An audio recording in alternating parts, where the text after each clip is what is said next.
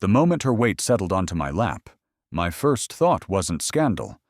It was danger, not the kind you see coming. The kind that arrives smiling, breath warm against your ear, and whispers instructions like, "Your life depends on obedience." "Don't move," she said softly. "Stay completely still. My ex is watching." I hadn't even looked up from my book yet. 10 seconds earlier, I was just another man on a quiet beach, hiding from the world. 10 seconds later, I was the centerpiece of someone else's crisis, trapped in a story I didn't understand, with no idea how badly it was about to spiral. My name is Ethan Campbell. I'm 29 years old, and until that morning, my life had been deliberately uneventful. I work in marketing for a large tech firm in Tampa, the kind of job that keeps you busy, but rarely surprised. Campaigns, analytics, strategy meetings that all blur together if you don't actively fight to remember them. I'm good at it, reliable, forgettable in the safest possible way. My days follow a rhythm I built on purpose. Wake up early, drive to the office, do the work, jog along the riverfront in the evening until my thoughts quiet down. Weekends are for coffee, books, and pretending I don't mind being alone. After my last breakup 2 years ago, solitude stopped feeling like a punishment and started feeling like a routine. Not happiness, not sadness, just controlled emptiness. No expectations, no emotional whiplash. But when the day ends and the noise fades, there's always that small echo, the reminder that routines don't hold you at night, that Saturday morning was supposed to be harmless, a reward. Clearwater Beach before the crowds, early summer air, the kind of day that tricks you into believing life is simple. The sky was cloudless, sun already warming the sand. Joggers passed in pairs, dog walkers chatted quietly. The ocean rolled in steady and patient, like it had all the time in the world.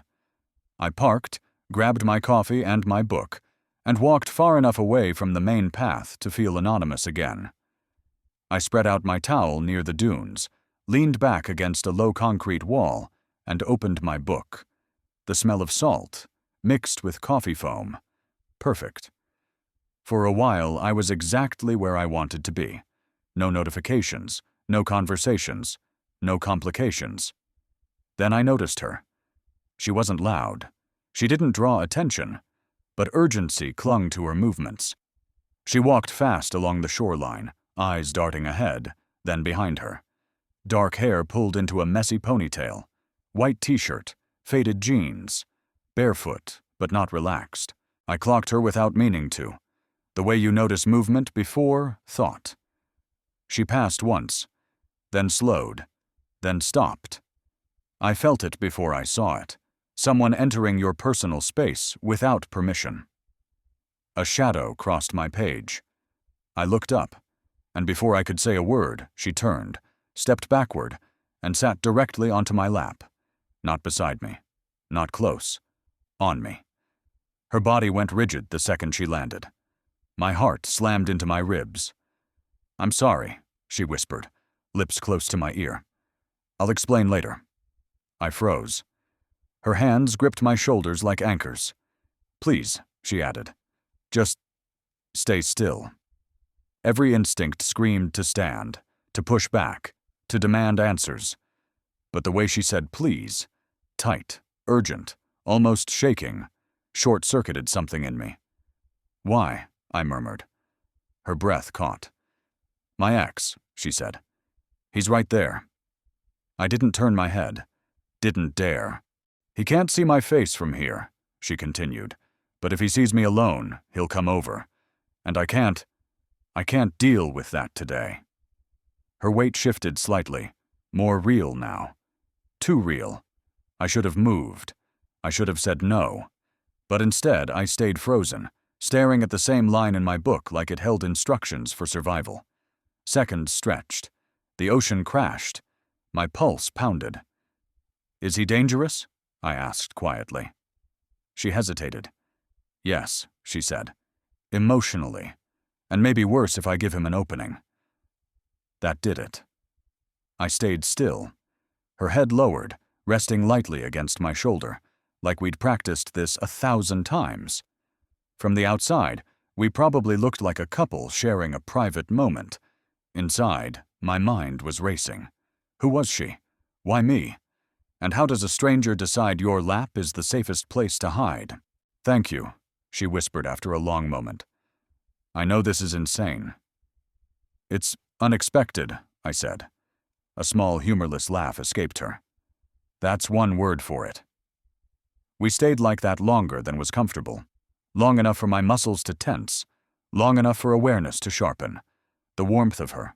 The scent of sunscreen and ocean air. The subtle tremor in her hands.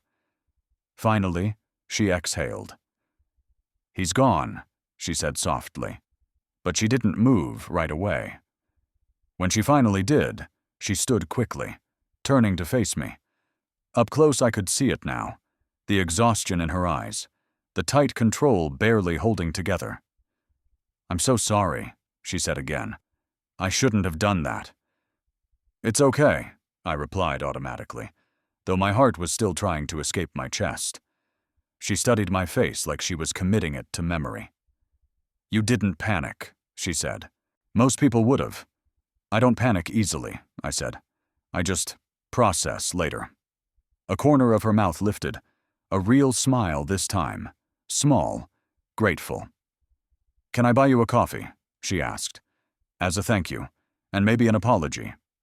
I hesitated. Routine warned me to say no. Curiosity leaned forward. "Sure," I said. "But only if you tell me what just happened." She nodded. "Fair." We walked toward the nearby cafe stand, side by side, not touching now but aware of each other in a way that felt oddly intimate. "I'm Lena," she said after a moment. "Ethan." She stopped walking. "Ethan," she repeated slowly. "Okay." Something in her tone shifted. "You work around here?" I asked. She let out a breath that sounded more like a laugh than one. "In a sense." We reached the counter. She ordered quickly, confidently, paid before I could object. When we sat at a small table overlooking the water, she finally met my eyes again. "I owe you the truth," she said. "At least part of it." I waited. "My ex is complicated," she began. "We broke up 6 months ago. He didn't take it well. He still thinks proximity equals permission." "That's not okay," I said. "No," she agreed. "It isn't. And I usually handle it better than that." I gestured vaguely toward my lap. "What changed today?" Her fingers tightened around her cup. "I wasn't supposed to run into him here," she said. "This beach was my reset, my safe place." I nodded. I understood that instinct. "I saw him walking toward me," she continued, "and I panicked. You were sitting alone. You looked calm." I laughed once softly. "I get that a lot." She studied me again, then said quietly, "You don't know who I am, do you?" "No," I admitted. She inhaled, straightened her posture slightly. "Good," she said. "Let's keep it that way. For now." Something about that sentence settled wrong and intriguing in my chest. Before I could ask what she meant, her phone buzzed. She checked it. Her expression hardened. "He's still nearby," she said, "but now he thinks I'm not alone." Her eyes met mine. "Ethan," she said carefully, "I might need your help again." I blinked. "With what?" She leaned closer, voice dropping. "Staying convincing." That's when it hit me. This wasn't over. It was escalating. And the most unsettling realization of all. I wasn't just a stranger she used in a moment of panic. I was becoming part of her plan.